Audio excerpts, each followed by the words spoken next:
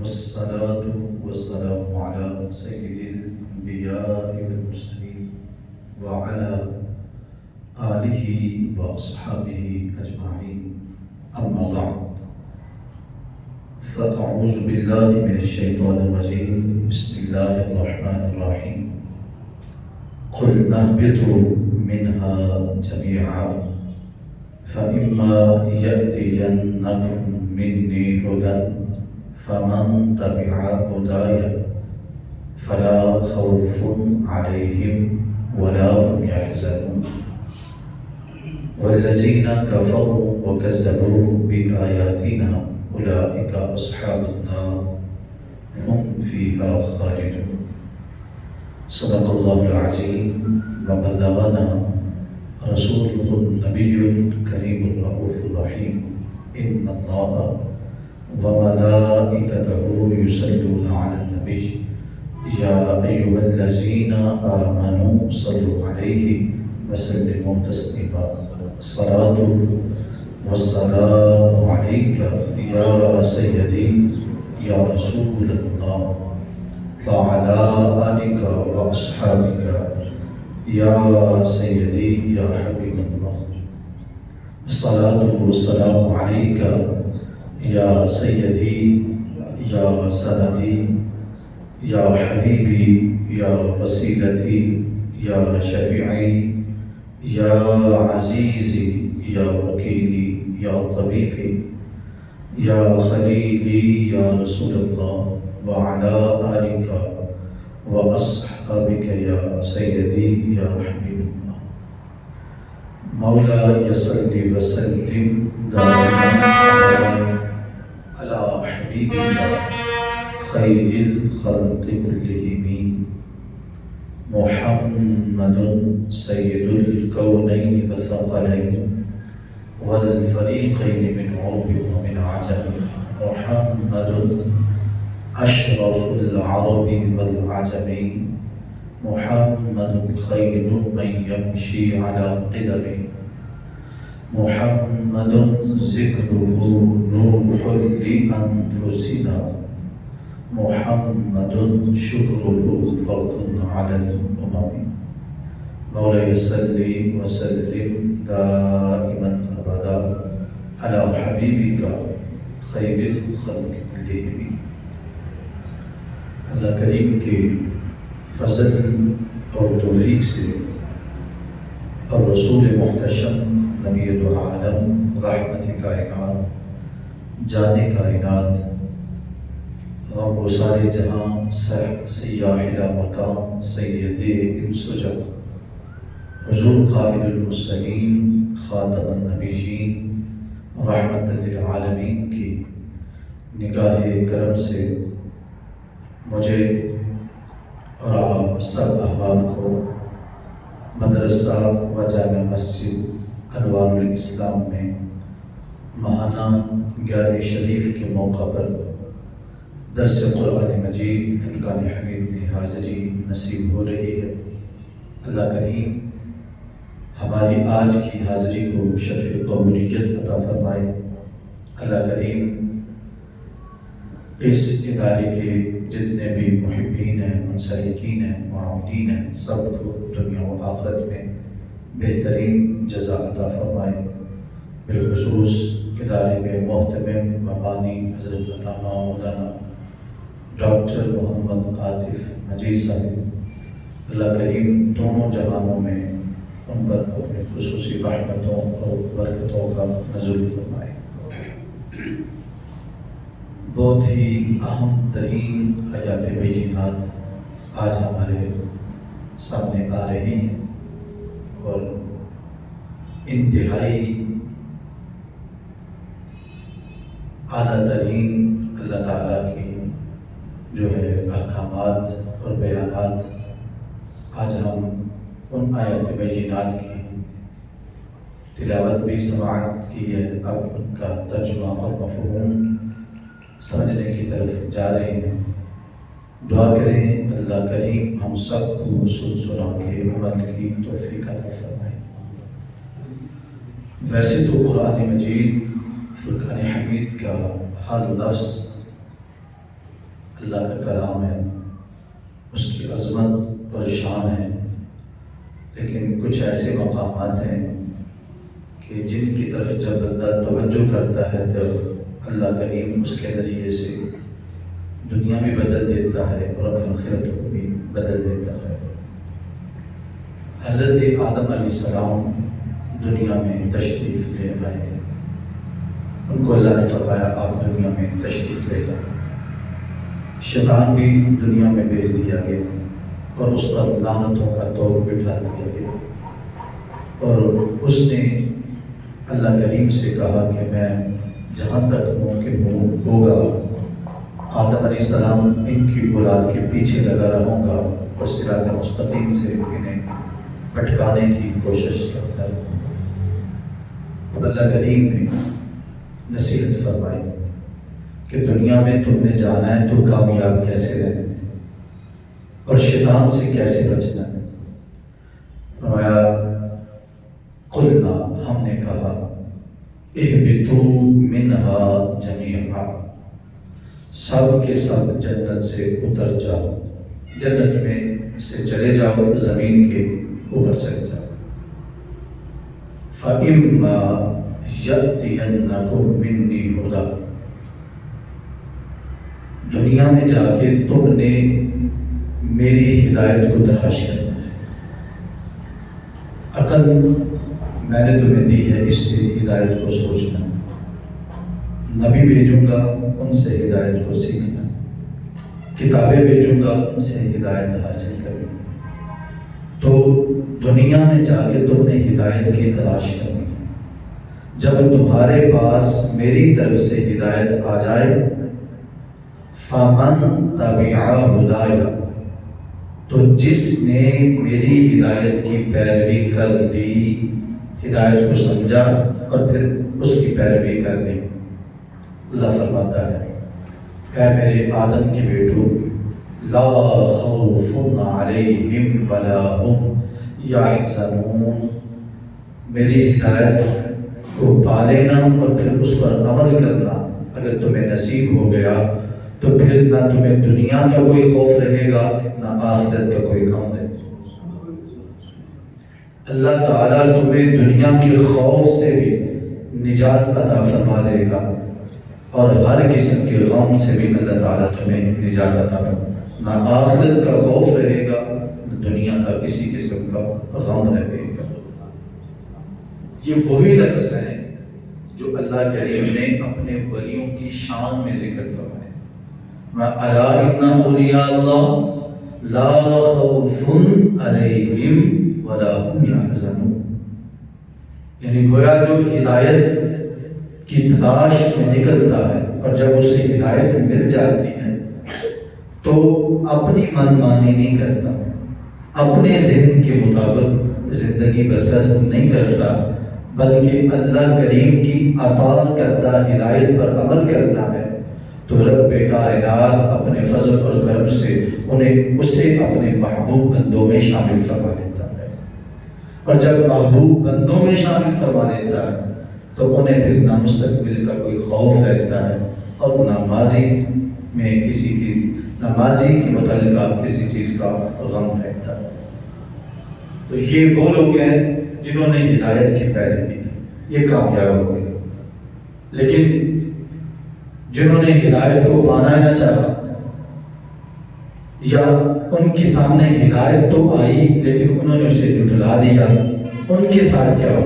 فَمَا الَّذِينَ، اور وہ لوگ کفروا جنہوں نے کفر کیا، وَكَذَّبُوا اور جھٹلایا، بِآیاتِنَا ہماری آیتوں کو، کفر کیا اور ہماری آیتوں کو جھٹلایا، اولئک اصحاب النار، یہ جہنمی ہیں، ہم فیہا خالدون، اور وہ جہنم میں ہمیشہ ہمیشہ کے لیے رہیں گے۔ اللہ تو بالکل دو تقسیمیں اللہ تعالیٰ نے فرمائی، دنیا میں ایک وہ لوگ ہوں گے جو میرے ساتھ جڑنے والے، جو میرے اطاعت گزار ہوں گے، جو میرے بندے ہوں گے، جو میں انہیں راہ دکھاؤں گا اس میں چلنے والے ہیں، انہیں تو میں دنیا و آخرت کی تمام پریشانیوں سے نجات دوں گا، اور جو اپنی من مانی کریں گے اور میرا انکار کریں گے، میری آیتوں کو جھٹلائیں گے، میرے نبیوں کو جھٹلائیں گے، کتابوں کو جھٹلائیں گے، من مانیاں کریں گے، پھر اولئک اصحاب النار، وہ جہنمی ہوں گے اور وہ اس میں ہمیشہ ہمیشہ کے لیے رہیں گے۔ ہم نے دیکھنا یہ ہے کہ ہم کس حصے میں آ رہے ہیں۔ کیا ہم کوشش کرتے ہیں کہ ہمیں اچھی چیز جب مل جائے، ہدایت مل جائے، سمجھ آ جائے کہ یہ چیز صحیح ہے اور یہ غلط ہے، یہ حق ہے اور یہ باطل ہے، جب ہمیں سمجھ آ جائے کہ ایک چیز، یہ چیز صحیح ہے اور دوسری غلط ہے، اگرچہ صحیح میں اپنا نقصان ہی کیوں نہیں اور غلط میں اپنا فائدہ ہی کیوں نہیں، تو ہم صحیح کو اختیار کریں، غلط کو چھوڑ دیں۔ اگر تو مزاج ایسا بن گیا کہ ہم صحیح اور غلط میں تمیز کرتے ہیں، جائز اور ناجائز میں تمیز کرتے ہیں، حلال اور حرام میں تمیز کرتے ہیں، اور نہ صرف تمیز کرتے ہیں بلکہ پھر جو حلال ہے اسے اپناتے ہیں، حرام سے بچتے ہیں، جو جائز ہے اس پر عمل کرتے ہیں، ناجائز کو چھوڑ دیتے ہیں، جو صحیح ہے اس کے مطابق زندگی گزارتے ہیں اور جو غلط ہے اس کو اپنی زندگی سے نکال دیتے ہیں۔ تو سمجھ لیں اللہ کریم نے ہمیں پہلا جو حصہ ہے اس میں شامل فرمایا، اور اگر ہماری زندگی ایسی گزر رہی ہے کہ پتہ ہے کہ سچ بولنا صحیح ہے اور جھوٹ بولنا غلط ہے، لیکن بولتے پھر بھی جھوٹی ہیں، پتہ ہے کہ کسی کا حق مارنا غلط ہے اور حق ادا کرنا صحیح ہے، لیکن پھر بھی کرتے کیا ہیں؟ حق مارتے ہیں، پتہ ہے کسی کو دھوکہ دینا غلط ہے اور دھوکہ نہ دینا صحیح ہے، لیکن دیتے پھر بھی دھوکہ ہے، پتہ ہے کہ 2 نمبری غلط ہے اور جو بات کی جائے 1 نمبر، اس پر بات بھی 1 نمبر ہو، عمل بھی 1 نمبر ہو، یہ درست ہے، لیکن کرتے کیا ہے؟ 2 نمبری تو کیا پاکستان میں تو ہم 10 نمبریوں سے بھی اوپر چلے گئے۔ تو اگر پتہ ہے اور پھر عمل نہیں ہوتا تو پھر ہم دوسری سائڈ میں شامل ہیں۔ ہمارا اللہ نہ کرے، جو ہے اللہ کریم ایمان تو عطا فرمایا ہے، شاید ایسے زندگی بسر ہوتی رہے تو ہمارا ایمان پہ خاتمہ بھی نہ ہو سکے، اور اگر صحیح زندگی بسر کریں گے شاید زندگی ساری جو ہے نا کلمے کے بغیر گزر جائے، لیکن آخری وقت اللہ کریم کلمہ نصیب فرمائے۔ حضور کا فرمان بالکل واضح فرمایا، ایک بندہ ساری زندگی نیک عمل کرے گا، لیکن جب موت کا وقت آئے گا تو اس کا کیا ہوا اس کے سامنے آ جائے گا، حتیٰ کہ وہ آخری وقت میں کفر میں مبتلا ہو کر اپنی آخرت کو تباہ کر دے، اور ایک بندہ ساری زندگی کفر میں مبتلا رہا لیکن شاید اللہ اس کی حسن نیت ہے، کوئی اچھا عمل ہے، اس کا اچھا ذہن ہے، اللہ تعالیٰ اس کے صدقے سے آخری وقت میں اسے کلمہ شریف نصیب فرمائے۔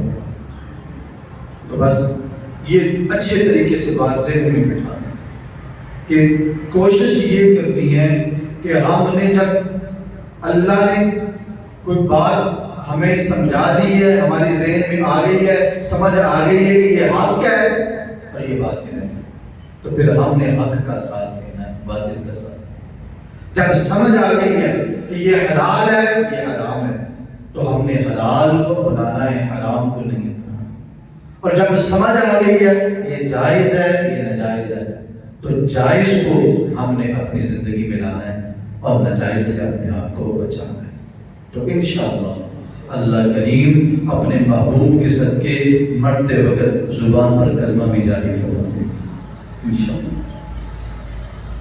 آگے جو آیات بینات ہیں وہ اللہ کریم نے بنی اسرائیل کو مخاطب فرمایا، قرآن مجید فرقان حمید کا نزول ہو رہا ہے، مدینہ شریف ہے، اور مدینہ شریف میں بنی اسرائیل موجود ہے۔ بنی اسرائیل سے مراد یہودی موجود ہے۔ اللہ کریم نے انہیں خطاب فرمایا یا بنی اسرائیل، اے بنی اسرائیل۔ اب میں اس بات کو بھی تھوڑا کھولنا چاہتا ہوں۔ بنی کا مطلب ہے اولاد، اے اسرائیل کی اولاد۔ بنی اسرائیل کا مطلب اسرائیل کی اولاد۔ اسرائیل کیا ہے؟ اسرائیل اصل میں عبرانی زبان کا لفظ ہے جس کا مطلب ہے اسرا کا مطلب ہے عبد، بندہ، ایل اللہ، جبرائیل، میکائیل، اسرا، تو یہ ایل کا لفظ عبرانی زبان میں اللہ کے لیے ہے۔ تو اسرائیل عبد اللہ، اس کا عربی معنی ہے عبد اللہ، اللہ کا بندہ ہے، اور یہ لقب ہے حضرت سیدنا یعقوب علیہ السلام کا۔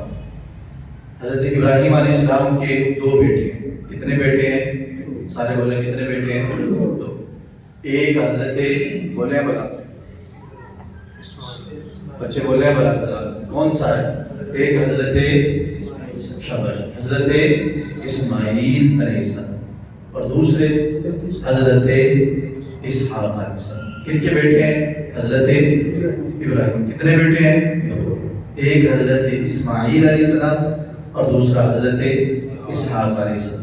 آگے حضرت اسحاق علیہ السلام کے بیٹے حضرت یعقوب علیہ السلام، اور ان کے پھر آگے حضرت یوسف علیہ السلام بیٹے ہیں، اور پھر وہ سارا واقعہ سورہ یوسف کا۔ اللہ، تو یعقوب علیہ السلام اللہ کے نبی ہیں جن کا لقب ہے عبد اللہ، اللہ کے بندے۔ ان سے پھر یہ جو ہے نا بنی اسرائیل، ان کی نسل چلتی ہے، جو بنی اسرائیل یعقوب علیہ السلام کی اولاد کے نام سے مشہور ہوتی ہے۔ اللہ اکبر۔ تو اسرائیل ایک مقدس لفظ ہے جس کو یہودیوں نے استعمال کر کے پوری دنیا پہ ظلم کر رہے ہیں۔ اسرائیل کوئی برا لفظ نہیں ہے، جو اسرائیل ملک کا نام بھی رکھ دیا، اس کا مطلب عبد اللہ، اللہ کا بندہ۔ تو یہ تو ایک مقدس لفظ ہے، اللہ کے نبی کا لقب ہے، جو امن صلح کا پیغام ہے، جس میں ظلم نہیں ہے، جس میں زیادتی نہیں ہے۔ لیکن دنیا کے اندر اسرائیل کے نام سے ایسا ملک مارز وجود میں آیا ہے، اور جس کو جو ہے نا جان بوجھ کے مسلمانوں کے درمیان بنایا گیا ہے دہشت گردی کو پھیلانے کے لیے، ظلم اور زیادتی کو پھیلانے کے لیے۔ تو یہ نام جو ہے اتنا عظیم، اور کام کیسا ہے؟ یہ ایسے ہی ہے جیسے شراب کی بوتل کے اوپر آب زمزم لکھتے ہیں۔ تو ظلم کے اوپر نام حضرت یعقوب علیہ السلام کا ہے، اور زیادتیوں کے اوپر نام حضرت یعقوب علیہ السلام کا لکھ دیا۔ اللہ کریم نے توجہ دلوائی۔ یہاں اس رکوع کے اندر 12 حکم اللہ کریم نے بنی اسرائیل کو دیے ہیں۔ آج ہم ان کو سماعت کریں گے، سمجھیں گے، اور کوشش کریں یہ ساری چیزیں اپنے ذہن میں بٹھا لیں۔ اللہ کریم انشاءاللہ فرماتا ہے، سمجھ آ رہی ہے؟ یا بنی اسرائیل، اے یعقوب علیہ السلام کی اولاد۔ یہ بھی ترجمہ کر سکتے ہیں، ڈائریکٹ بھی کر سکتے ہیں، اے بنی اسرائیل، اے بنی اسرائیل۔ اس کو یاد کرو، نعمتی التی انعمت علیکم، میری ان نعمتوں کو جو میں نے تم پر کی ہے۔ میری نعمتوں کو نہ بھولو، میرے احسانوں کو نہ بھولو، میری نعمتوں کو یاد رکھو۔ میں تمہارا رب ہوں، اور میرے بندے بن کے اپنی زندگی گزارو۔ مجھ سے بڑھنے کی کوشش نہ کرو، اور اپنی من مانیاں کرنے کی کوشش نہ کرو۔ میری نعمتوں کو یاد کرو۔ اس رکوع کے بعد اگلا رکوع شروع ہو رہا ہے یا بنی اسرائیل سے۔ اس رکوع میں، اس سے اگلے رکوع میں، پھر اس سے اگلے 3-4 رکوع مسلسل اللہ کریم نے بنی اسرائیل کو اپنے احسانات گنوائے۔ میں نے تم پر یہ احسان کیا، فرعون تم پہ ظلم کر رہا تھا، تمہارے بچوں کو ذبح کر رہا تھا، عورتوں کو زندہ رکھ رہا تھا، تمہارے لیے بہت بڑی آزمائش تھی، اللہ تعالیٰ نے تمہیں فرعون سے نجات عطا فرمائی، یہ اللہ کا احسان ہے تم پر۔ پھر تمہارے لیے دریا کے اندر رستے بنا دیے، تمہیں اللہ نے دریا سے گزار دیا، فرعون کے سارے لشکر کو اس دریا میں تباہ کر دیا، یہ اللہ کا تم پر احسان ہے۔ تو 3-4 رکوع آگے جو آنے ہیں اس میں بنی اسرائیل پر جو اللہ نے احسانات فرمائے ہیں ان کا ذکر چل رہا ہے۔ لیکن یہاں پہ جو بات میں نے سمجھانی ہے ابتدائی طور پر وہ یہ ہے، فرمایا اس میری نعمت جو تم پر ہے اس نعمت کو ذہن میں رکھو، یاد کرو، اس کا تذکرہ کرو، اس کو بتاؤ تو رب چاہتا ہے کہ جب میں کسی بندے پر احسان کروں تو اسے میری اس نعمت کو یاد رکھنا چاہیے، میری نعمت کو نہ بھولے۔ اللہ کریم کے ہم پر بھی بے شمار احسانات ہیں، پہلے سانس سے لے کر زندگی کے آخری سانس تک ایک لمحہ اللہ کے احسانات کے اندر ڈوبا ہوا ہے۔ کوئی بھی ایسا لمحہ نہیں ہے کہ جس میں ہم پر رب کے بے شمار احسانات نہ ہوں۔ ہمیں اللہ کے احسانوں کو یاد کرنا چاہیے، اور میں یہ عرض کرنا چاہتا ہوں اس رب کے ہم پر اتنے احسانات ہیں، اتنے احسانات ہیں، اگر ہم ساری زندگی میں اللہ کا شکر ادا کرتے رہیں تو شکر ادا ہو سکتا نہیں۔ لیکن ان احسانات میں سب سے بڑا احسان یہ ہے کہ اللہ نے ہمیں دولت ایمان عطا فرمائی ہے، اللہ نے ہمیں اپنا بندہ بنایا ہے، اللہ نے ہمیں اپنے محبوب کا غلام بنایا ہے، اور رب نے حضرت محمد مصطفیٰ صلی اللہ علیہ وسلم کو ہمارا نبی اور ہمارے رسول بنایا ہے۔ یہ اللہ کے سب سے بڑے احسان ہیں، لہذا ان احسانات کا تذکرہ ہوتا رہنا چاہیے۔ ماہ ربیع الاول شریف میں اسی بات کو لے کر پورا عالم اسلام اللہ کی نعمت پر شکر ادا کرتا ہے کہ مولا کریم تو نے اپنے نبی عطا فرمائے جن کے ذریعے سے اے اللہ تو نے ہمیں اپنی پہچان بھی عطا فرمائی، ہمیں ایمان بھی عطا فرمایا، ہمیں رمضان بھی عطا فرمایا، اور خود رب رحمان کی ذات بھی اس نبی کے وسیلے سے ہمیں دی گئی۔ تو یہ شکر لانے کا مہینہ، بجا لانے کا مہینہ ہوتا ہے، اور پورا عالم اسلام اللہ کا شکر ادا کرتا ہے۔ تو پہلا اللہ کریم نے حکم ارشاد فرمایا اذکروا نعمتی التی انعمت علیکم، جو میں نے تم پر نعمتیں کی ہیں ان کو ذکر کرو، ان کو یاد رکھو۔ ایک دوسرا حکم، 12 آپ نے حکم گرنے ہیں اور ان کو اپنے ذہن میں جگہ دینی ہے، شاید میں آخر میں پوچھ بھی لوں۔ فرمایا دوسرا حکم کیا ہے؟ اوفوا بعہدی، اوفی بعہدکم، تم اپنا وعدہ پورا کرو، میں اپنا وعدہ پورا کرتا ہوں، پورا کرو اپنا وعدہ۔ ایک تو وہ وعدہ ہے جس کا اللہ کے محبوب صلی اللہ علیہ وسلم نے ذکر فرمایا جو ہر انسان کے ساتھ، وہ کیا ہے؟ وہ یہ وعدہ ہے کہ اے بندے میرے سوا کسی کی عبادت نہ کر، بس مجھے اپنا معبود سمجھ لے، مجھے اپنا رب حقیقی سمجھ لے، میرے سامنے کسی کو سجدہ نہ کر۔ پھر میرا وعدہ کیا ہے؟ اللہ کا وعدہ کیا ہے؟ میں اپنے فضل اور کرم سے تیری بخشش اور مغفرت فرماؤں گا۔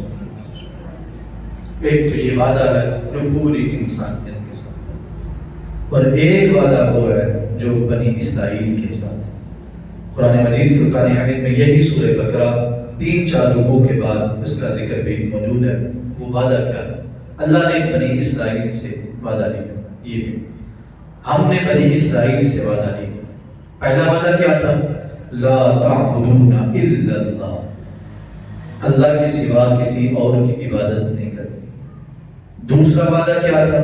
بالوالدین احسانا، والدین کے ساتھ حسن سلوک سے پیش آنا ہے، اور ذی القربا، قریبیوں سے بھی جو ہے نا حسن سلوک سے پیش آنا ہے۔ یہ نہیں والدین کی بڑی عزت کرنی ہے اور چاچا کے ساتھ لڑائی کرنی ہے، تائی کو جو ہے نا وہ جو ہے دبا کے رکھنا ہے، ماموں کو اور دیگر رشتہ داروں کو دبا کے، ایسا نہیں۔ والدین کا بھی احترام کرنا ہے اور قریبی جتنے بھی بڑے ہیں سب کا ادب اور احترام کرنا ہے۔ والیتامی، یتیموں کے ساتھ حسن سلوک سے پیش آنا، مسکینوں کے ساتھ حسن سلوک سے پیش آنا، یہ بنی اسرائیل سے ساری بات ہو رہی ہے۔ وَقُولُوا لِلنَّاسِ حُسْنًا، اور جب بھی کسی سے بات کرنی ہے تو اچھے لہجے میں بات کرنی ہے۔ اقیموا الصلاۃ، نماز پڑھو، آتوا الزکاۃ، زکوٰۃ ادا کرو۔ تو یہ اللہ نے بنی اسرائیل سے وعدہ لیا، فرمایا تم اپنا وعدہ پورا کرو، میں اپنا وعدہ پورا کروں گا کہ اپنے فضل سے تم سب کی بخشش اور مغفرت فرما دوں گا۔ یہاں پہ حاشیے میں ایک اور وعدے کا بھی ذکر موجود ہے، تفاسیر میں، یہاں پہ حاشیے کی تفاسیر میں ایک اور وعدے کا ذکر موجود ہے۔ وہ وعدہ کیا تھا کہ میں موسیٰ علیہ السلام کے ذریعے سے آخر الزمان نبی تمہیں عطا فرماؤں گا اور تم نے ان پر ایمان لانا ہے، یہ بھی وعدہ ہے، تم نے ان پر ایمان لانا ہے۔ اور پھر اللہ کا وعدہ کیا ہے، میں اپنے فضل و کرم سے اپنے نبی کے صدقے تمہاری بخشش اور مغفرت فرماؤں گا۔ تو بنی اسرائیل کو کتنے حکم ہو گئے؟ ابھی آپ کی ابتدا میں دو حکم، ایک میری نعمتوں کو یاد کرو اور دوسرا میرے وعدوں کو پورا کرو۔ وَإِيَّايَ فَارْهَبُونِ، اور صرف مجھے سے ڈرو۔ آگے فرمایا آمنوا بما انزلت مصدقا لما معکم، اور جو میں نے تم پر نازل کیا، میں نے جو نازل کیا جو تمہارے پاس تورات ہے اس کی تصدیق کرنے والا ہے، یعنی قرآن مجید فرقان حمید، اس پر ایمان لے کے آؤ۔ قرآن مجید فرقان حمید کو اللہ کی کتاب سمجھو، اس پر ایمان لاؤ، اس کو معاذ اللہ اس کے حوالے سے کوئی پروپیگنڈا نہ کرو، یہ نہ کہو یہ کسی جادوگر کا کلام ہے، یہ نہ کہو یہ کسی شاعر کا کلام ہے، یہ نہ کہو یہ کسی کاہن کا کلام ہے، بلکہ یہ اللہ کا کلام ہے۔ اور تمہارے پاس جو تورات ہے قرآن مجید فرقان حمید اس کی تصدیق کرنے والا ہے، لہٰذا اس پر ایمان لے کے آؤ۔ تیسرا حکم ہے کہ قرآن پر ایمان لے کے آؤ۔ اور چوتھا حکم بھی ہے، ساتھ حکم بھی، وَلَا تَكُونُوا أَوَّلَ كَافِرٍ بِهِ، قرآن کے پہلے منکر نہ ہو۔ تمہارے پاس تورات موجود ہے، تمہیں پتہ ہے کہ وحی الہی کا مزاج کیسا ہوتا ہے، جو اللہ کا کلام ہوتا ہے اس میں بندوں کو جو نصیحت کی جاتی ہے اس کے طریقہ کار کیا ہوتا ہے، تم پہلے سمجھتے ہو، تم اہل کتاب ہو۔ مشرکین مکہ تو وحی کو سمجھتے ہی نہیں، انہیں کیا پتا ہو کہ وحی کیا ہوتی ہے؟ تم اہل کتاب ہو، ساری زندگی اللہ کا کلام تورات کی صورت میں پڑھتے رہے، تمہیں اس کے مزاج کا پتا ہے۔ لہٰذا جب قرآن نازل ہو رہا ہے تو سب سے پہلے تمہیں قرآن پر ایمان لانا چاہیے۔ جب سب سے پہلے ایمان لانا چاہیے تو تم تو قرآن کے پہلے منکر بن رہے ہو۔ جن کو پہلے ایمان لانا چاہیے تھا وہ کافر بنتے جا رہے ہیں، منکر بنتے جا رہے ہیں۔ لہٰذا فرمایا قرآن کے پہلے منکر نہ بن، کافر نہ بن۔ اور اس کے بعد فرمایا لا تشتروا بآیاتی ثمنا قلیلا، میری آیتوں کو تھوڑے داموں کے بدلے نہ بیچا کرو۔ تمہارے ذہن میں یہ بات موجود ہے، اگر ہم نے قرآن کو مان لیا اور حضرت محمد مصطفیٰ کو نبی تسلیم کر لیا تو پھر ہماری شان و شوکت کدھر جائے گی، ہمارے نذرانے کدھر جائیں گے، لوگوں کے ہمارے بارے میں جو ہے نا عقیدت ہے وہ کدھر جائے گی، ہمارا احترام کدھر جائے گا، ہماری بزرگی کدھر جائے گی، ہم تو پھر جو ہے نا ان کے ماتحت ہو جائیں گے۔ فرمایا ایک طرف تمہیں دنیا نظر آ رہی ہے، اپنا وقار نظر آ رہا ہے، اپنی عزت نظر آ رہی ہے، اور دوسری طرف حضرت محمد مصطفیٰ صلی اللہ علیہ وسلم پر ایمان نظر آ رہا ہے، تو تم اپنی عزت کو بچا رہے ہو، میرے نبی کا انکار کر رہے ہو۔ تم تھوڑے پیسوں کے بدلے، دنیا کے لالچ کے بدلے میں میرے نبی کا دامن نہ چھوڑو، بلکہ سب سے پہلے لا الہ الا اللہ محمد رسول اللہ پڑھو۔ وَإِيَّايَ فَاتَّقُونِ، اور صرف مجھے سے ڈرو۔ یہ اللہ کریم ان سے خطاب فرما رہا ہے۔ تو کتنے حکم آ گئے؟ 5۔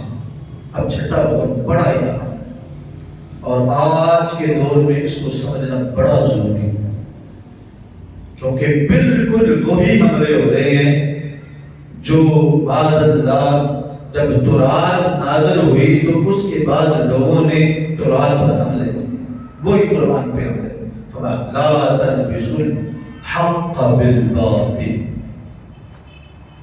اے بنی اسرائیل، اے اولاد یعقوب، حق کو باطل کے ساتھ نہ ملا، حق کو حق رکھا کرو اور باطل کو باطل رکھو، حق باطل کو آپس میں مکس نہ کرو۔ یہ اللہ فرما رہا ہے، فرمایا میرے نبی کا آنا حق ہے، اور تم اسے پہلی کتاب میں موجود ہے، تورات میں موجود ہے، لیکن تم اسے باطل کے ساتھ ملا دے۔ معاذ اللہ قرآن کو تم کاہن کی کتاب بتا رہے ہو، تم شاعر کی کتاب بتا رہے ہو، تم جو ہے نا اسے حضرت محمد مصطفیٰ کا کلام کہہ رہے ہو، یہ اللہ کا کلام، لہذا حق اور باطل کو نہ ملا۔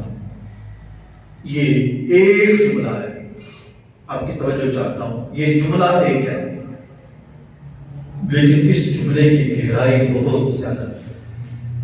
آج بے شمار ایسے مقامات ہیں جس میں حق کو باطل کے ساتھ ملایا جاتا ہے، حق کو باطل کے ساتھ ملا کر اسے باطل ہی بنا کے پیش کیا جاتا ہے۔ میں اس کی چند ایک مثالیں جلدی سے عرض کر کے آگے بڑھنا چاہتا ہوں۔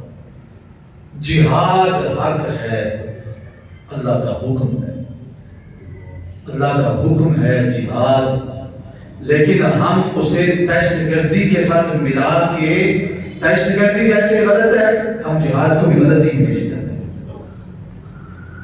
منبر و محراب پر جہاد کا نام لینا مشکل ہو گیا، جہاد کا نام لینے تو صحابی نے ایسے سمجھتے ہیں جیسے ہمارے مولوی صاحب کا کسی دہشت گرد گروپ سے تعلق ہے۔ کبھی جہاد کا منبر و محراب سے ذکر ہی چھوڑ دیں۔ جہاد اور چیز ہے، دہشت گردی اور چیز ہے۔ دہشت گردی کو جہاد میں لا کر جہاد کو بدنام کرنے کی کوشش کی گئی۔ جہاد ایک مقدس فریضہ ہے، جہاد ایک مقدس عبادت ہے، جہاد مظلومیت کی جو ہے نا مظلوموں کے ساتھ ہمدردی کا نام ہے، جہاد حق کے لیے اپنی جان کے نذرانے کا نام ہے، جہاد حق کے لیے ڈٹ جانے کا نام ہے، جہاد حق ہے اور دہشت گردی باطل ہے۔ معاذ اللہ جہاد کا نام لے کر مسجدوں کو ٹارگٹ کرنا، جہاد کا نام لے کر مدارس کو ٹارگٹ کرنا، جہاد کا نام لے کر خودکش بمبار سکولوں میں بھیجنا، ہاسپٹلوں میں بھیجنا، کھیل کے میدانوں میں بھیجنا، بچوں پر حملہ کرنا، خواتین پر حملہ کرنا، اور بوڑھے بچوں کی تمیز نہ کرنا، بیماروں کی تمیز نہ کرنا، یہ کون سا جہاد ہے؟ تو خود ایسے لوگ پیدا کیے گئے جو دہشت گرد تھے اور انہوں نے جہاد کا نام یوز کیا اور بعد میں کہہ دیا معاذ اللہ یہ جو مجاہدین ہے یہ غلط ہے۔ جہاد کبھی بھی غلط نہیں ہے، جہاد حق کی آواز کا نام ہے، جہاد مظلوم کے سر پہ دست شفقت رکھنے کا نام ہے، جہاد جو ہے وہ اللہ کے کلمے کو، دین اسلام کو پھیلانے کا نام ہے، لیکن اس کو مکس کر دیا گیا دہشت گردی کے ساتھ، اور پھر اس کو جیسے دہشت گردی غلط ہے ایسے جہاد کو بھی غلط کہہ دیا گیا۔ سمجھ آ رہی بات؟ ایسے ہی سے یہ بھی یہودی، اس کے پیچھے بھی ساری یہودی فکر، وہ کیسے اپنے جو یہودی تھے کیسے کرتے تھے، حق کو باطل کے ساتھ ملا دیتے تھے، اور عام لوگوں کو سمجھ ہی نہیں آتی تھی کہ حق کون سا ہے اور باطل کون سا ہے۔ بالکل سیم یہی مسلمانوں کے جہاد کے ساتھ کیا گیا۔ اور یہ بھی اس کے پیچھے پورا جو ذہن ہے وہ کن کا ہے؟ یہودیوں کا ذہن، کہ جہاد کو اور دہشت گردی کو ملا دیا گیا، اور بعد میں جہاد کو بھی دہشت گردی کے نام سے جو ہے نا وہ ٹارگٹ کیا۔ یہ صرف ایک جز ہے، میں مزید آگے جانا چاہتا ہوں۔ ہمارے ہاں ایک لفظ ہے پیر، مرشد۔ ایک مرشد وہ ہے جسے دیکھتے ہیں تو اللہ یاد آتا ہے، جس کے حضور بیٹھتے ہیں تو حضور کی سنتوں کا تذکرہ چھڑ جاتا ہے، جو اپنے مریدین کو حلال اور حرام کی تمیز سکھاتا ہے، جس کا پہلا سوال یہ ہوتا ہے بیٹا کام کیا کرتے ہو، حلال کام کرتے ہو یا حرام کام کرتے ہو، رب کی بندگی بھی کرتے ہو یا نہیں۔ ایک پیر اور ایک پیر ملاد دڑنگ ہے، ٹھیک ہے، وہ کہتا ہے نہ کسی نماز کی ضرورت ہے نہ کسی روزے کی ضرورت ہے، ہمارے مرید ہو گئے ہو ہم نے سب کی پڑھنی ہے، اگر ہمارے مرید ہو کے بھی نمازیں پڑھنی ہے تو پھر ہمارے مرید ہونے کا کیا بات ہے؟ ایک یہ بھی پیر ہے۔ اب یہ غلط ہے، یہ باطل ہے، اور پہلے والا حق ہے۔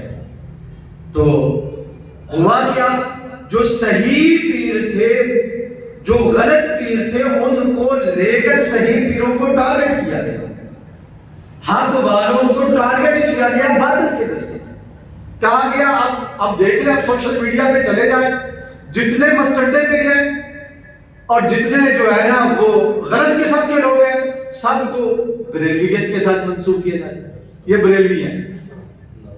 ہمارے نزدیک تو اللہ کا ولی وہ ہو ہی نہیں سکتا جو اللہ کے دین کی مخالفت کرتا ہے، جو رب کے حکموں پر عمل پیرا نہیں ہوتا۔ جو ہمارے نزدیک پیر وہ ہوتا ہے جو آقا کریم علیہ السلام کی خود بھی سنتوں پر عمل کرتا ہے اور اپنے مریدین کو بھی حضور پہ نقش قدم پہ چلاتا ہے۔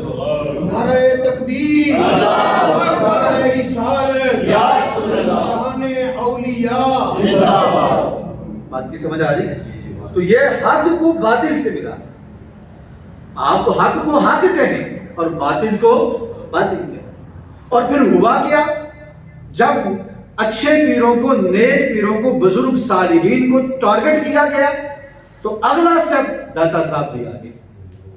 جب جو موجود صلحاء ہیں ان کا احترام ختم ہو گیا تو پھر داتا صاحب کا احترام کیسے کریں گے؟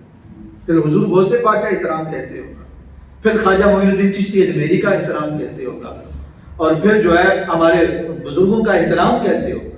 اس وجہ سے پہلے غلط پیروں کو لے کر، باطل لوگوں کو لے کر، جو حق پیر تھے، نیک پیر تھے، بزرگ تھے، حضور کی سنت کو کی ترویج و اشاعت کرنے والے تھے، ان کو ٹارگٹ کیا گیا اور پھر اللہ کے ولیوں پہ حملہ کر دیا۔ تو یہ ہے حق کو باطل کے ساتھ ملانا۔ بے شمار اس کی مثالیں ہیں، یہ ایک مثال نہیں، بے شمار اس کی مثالیں ہیں۔ اللہ، میں آگے بات کو چلانا چاہتا ہوں۔ فرمایا حق کو باطل کے ساتھ میں نہ ملا، اور تکتم الحق وانتم تعلمون۔ اے یہودیو، تمہارے اندر ایک اور بھی بیماری ہے، وہ کیا ہے؟ تکتم الحق، تم حق کو باطل سے ملاتے بھی ہو، ایک کام، دوسرا حق کو چھپاتے ہو۔ حق کو سارے ایک دفعہ بولے، حق کو ایک حق کو باطل سے ملاتے اور دوسرا حق کو چھپاتے۔ وَأَنْتُمْ تَعْلَمُونَ، یہ نہیں کہ تم بھلے سے کرتے، غلطی سے ہو گیا، تم جان بوجھ کے ایسے کرتے۔ تو جو جان بوجھ کے حق چھپائے، جان بوجھ کے حق کو باطل سے ملائے، پھر ایسے بندے کو ہدایت کیسے مل سکتی؟ تو اگر ہدایت چاہتے ہو تو پھر حق کو چھپانا چاہیے اور حق کو باطل سے ملانا چاہیے۔ یہ حق چھپاتے کیا ہے؟ یہودی کون سا حق چھپاتے؟ حق یہ چھپاتے تھے کہ جب حضور تشریف نہیں لائے تھے تو اللہ کی بارگاہ میں دعا کرتے مولا کریم اپنے آخر الزمان نبی حضرت محمد مصطفیٰ کے وسیلے سے فلانی جنگ میں جا رہے ہیں، اللہ کامیابی عطا فرما دے۔ جب حضور تشریف لے آئے تو اللہ فرماتا ہے کفروا بی، انہوں نے میرے نبی کا انکار کر دیا۔ جس نبی کے وسیلے سے اللہ انہیں کامیابیاں دیتا تھا، جب وہ نبی تشریف لے آئے تو انہوں نے انہیں چھپانا شروع کر دیا۔ اور قرآن مجید فرقان حمید میں یہ بات موجود ہے، فرمایا جن کو ہم نے کتاب دی ہے وہ میرے نبی کو ایسے جانتے ہیں جیسے باپ اپنے بیٹے کو جانتا ہے۔ باپ کو اپنے بیٹے کی پہچان دور سے ہو جاتی ہے، سمجھ آ جاتی ہے میرا بیٹا چلا آ رہا ہے۔ تو پہلی کتابوں کے اندر حضور کی اتنی عظمتیں موجود تھیں، اتنی شانیں موجود تھیں کہ جو کتابوں کے پڑھنے والے تھے وہ آقا کریم علیہ السلام کی چاند سے بھی سمجھ جاتے تھے کہ یہ اللہ کے محبوب حضرت محمد مصطفیٰ تشریف لائے۔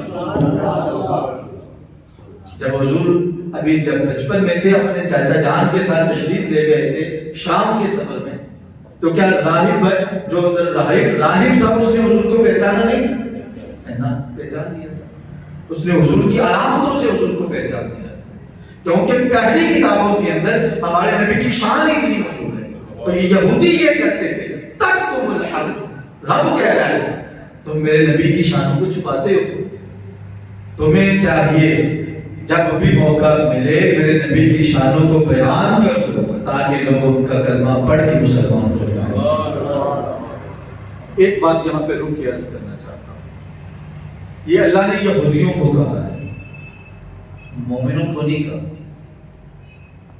مومنوں نے کو نہیں کہا کہ تم میرے نبی کی شانیں چھپاتے ہو۔ حضور کی شانیں چھپانا یہودیوں کا کام ہے، کافروں کا کام ہے، ملعونوں کا کام ہے۔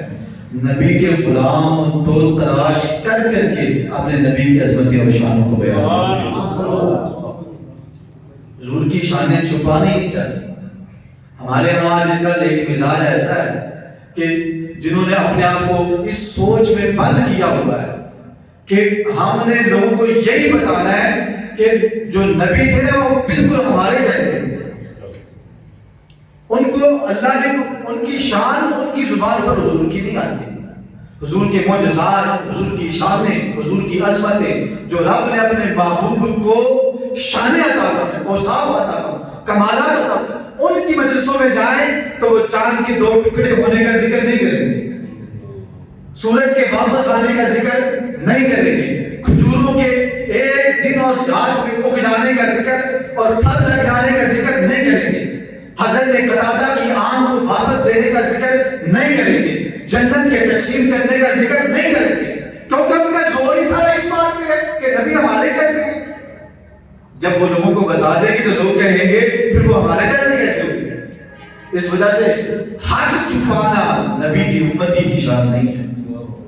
حق چھپانا یہ یہودیوں کا کام ہے، یہ کافروں کا کام ہے، ملعونوں کا کام ہے۔ جو حضور کا امتی ہوتا ہے، جو حضور کا غلام ہوتا ہے، جو حضور کا کلمہ کو ہوتا ہے، جو حضور کا کلمہ پڑھنے والا حضور کا دیوانہ اور عاشق ہوتا ہے، وہ تو بڑھ چڑھ کے اپنے نبی کی عظمت اور شان کو بیان کرتا ہے۔ بلکہ ایک حدیث میں سناتا ہوں، یہ آپ نے اکثر یہ حدیث مبارکہ سنی ہے کہ سفر میں صحابہ کرام حضور کے ساتھ موجود تھے تو پانی ختم ہو گیا، تو عرض کی کہ حضور پانی ختم ہو گیا۔ حضور نے فرمایا تلاش کر کے جتنا بھی لے آؤ، سارے برتنوں سے پانی نکالا تو تھوڑا سا پانی ایک پیالے میں جمع ہو گیا۔ اب آقا کریم علیہ السلام نے اپنا رحمت والا ہاتھ اس پانی میں رکھ دیا، پانی میں رکھ دیا، اللہ اکبر۔ اس کے بعد جب پانی رکھا تو اللہ تعالیٰ نے آپ کی انگلیوں سے رحمت کے چشموں کو جاری فرمایا، پورے لشکر نے پانی پیا، جو برتن تھے ان کو بھر دیا گیا۔ اب جو بیان کرنے والے صحابی ہیں نا، ان سے جب پوچھا گیا کہ آپ کتنے تھے، کہ وہ جو حضور کی انگلیوں سے پانی نکلا وہ کتنا تھا، کتنے گروہ تھے؟ اب ان کا جواب سنیے، مومن کی یہ شان ہے، وہ اپنے نبی کا ذکر کیسے کرتا ہے۔ صحابی نے کیسے ذکر کیا؟ کہتے ہیں ہم 1500 تھے، اگر لاکھ بھی ہوتے تو رب کے محبوب کی انگلیوں سے جو پانی نکل رہا تھا وہ سب کو کافی ہوتا۔ یہ ہے صحابہ کا حضور کی عظمت کو بیان کرنے کا انداز. انہوں نے کہا نہیں ہم 1500 کے بعد روکیں گے نہیں. اگر کوئی اور ذہن کا بندہ ہوتا کہتا ٹھیک ہے اتنی کی بات رکھو آگے بڑھانے کی ضرورت ہے نہیں ہے. فرمایا نہیں 1500 تھے. اگر لاکھ بھی ہوتے حضور کی انگلیوں سے جو پانی نکل رہا تھا وہ لاکھ بندوں کو بھی پورا ہو جاتا. تو حق چھپانے کی ہمیں اجازت نہیں. اس کے بعد فرمایا اقیم الصلاۃ نماز پڑھو. آتوا الزکات جیسے یہودیوں کا طریقہ تھا اس کے مطابق آتوا الزکات زکات ادا کرو. وَارْكَعُوا مَعَ الرَّاكِعِينَ اور رکوع کرو رکوع کرنے والوں کے ساتھ یعنی مل کے اللہ کی بندگی کرو. یہ ساتھ ساتھ ہمیں بھی حکم ہے نماز پڑھنے کا زکات دینے کا اور جماعت کے ساتھ اللہ کی بندگی کرنے کا. اس کے بعد جو آیت مبارکہ ہے بڑی اہم ہے اور بڑی ضروری ہے آج کے اس دور میں. فرمایا اتأمرون الناس بالبر وتنسون انفسکم فانتم تتلون الکتاب. اے یہودیوں اے بنی اسرائیل لوگوں کو نیکی کا حکم دیتے ہو.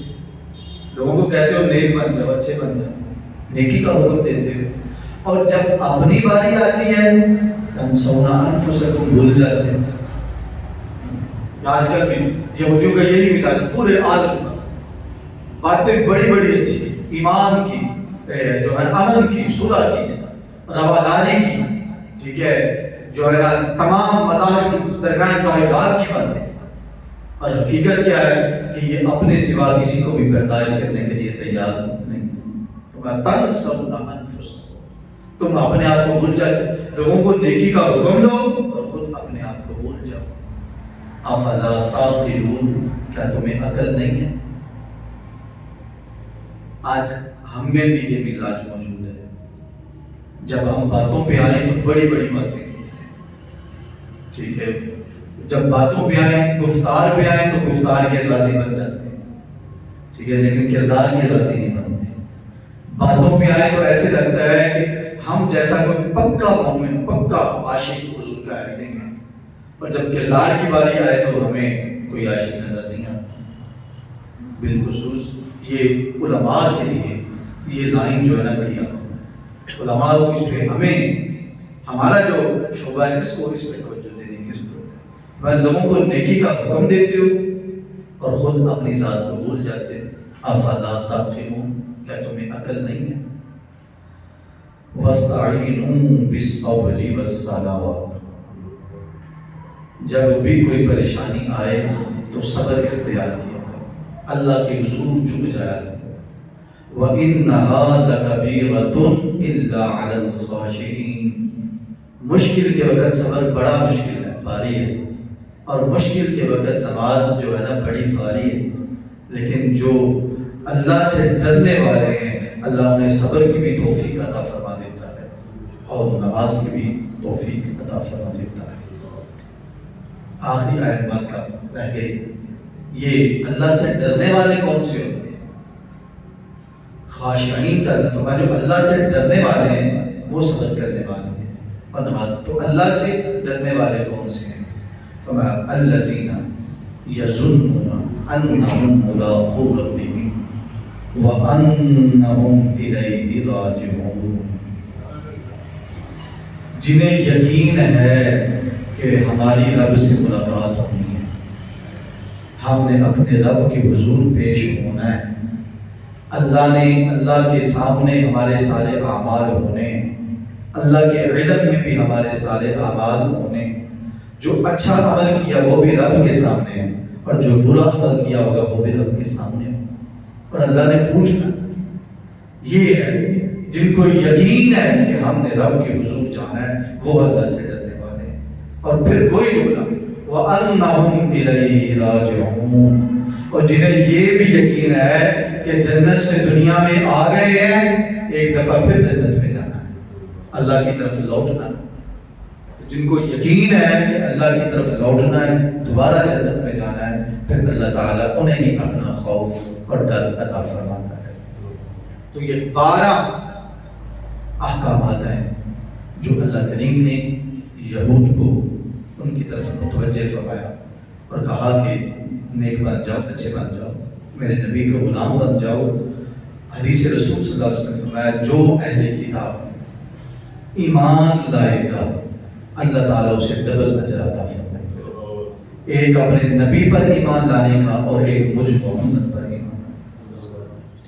اللہ کریم نے انہیں نصیحت فرمایا ہے، فرمایا 12 چیزیں، اور ساتھ ساتھ ہمیں بھی ہماری بھی تربیت ہو رہی ہے کہ جب یہودیوں کو حکم ہے تو تمہارے لیے بھی یہ حکم موجود ہے۔ وہ جلدی سے ریپیٹ کر سکتے ہیں آپ یہ 12 چیزیں؟ میں ذرا جلدی سے کرتا ہوں تاکہ میرے ساتھ مل کے آپ بھی کر لیں۔ سب سے پہلے میری نعمتوں کو ذکر کرو، میری نعمتوں کو سارے بول دیں، میری نعمتوں کو، میرے وعدوں کو پورا کرو۔ تیسرا قرآن پر ایمان لے کے آؤ اور اس کے پہلے منکر نہ ہو، میری آیتوں کو نہ بیچو۔ کتنے ہو گئے؟ 4۔ اس کے بعد حق کو باطل کے ساتھ نہ ملاؤ۔ 5 اقیم الصلاۃ، نماز پڑھو، آتوا الزکوٰۃ، زکوٰۃ ادا کرو، ورکعوا، جماعت کے ساتھ نماز پڑھو۔ کتنے ہو گئے؟ 8 لوگوں کو نیکی کا حکم اور خود بھول جاؤ اپنے آپ کو ایسے۔ 9 آگے وَاسْتَعِینُوا بِالصَّبْرِ وَالصَّلَاةِ، اور کیا کرو؟ نماز کے ساتھ اور صبر کے ساتھ مدد حاصل کرو۔ 11 اور اس کے بعد صرف مجھ سے ڈرو۔ یہ 12 حکم اللہ تعالیٰ نے بنی اسرائیل کو عطا فرمائے، ان کو حکم دیا، یعنی تاکہ وہ بھی ایمان میں مسلمانوں کے اندر شامل ہو جائے، اور ساتھ ساتھ ہماری بھی تربیت کی گئی۔ اللہ کریم توفیق عمل عطا فرمائے۔ وآخر دعوانا الحمدللہ۔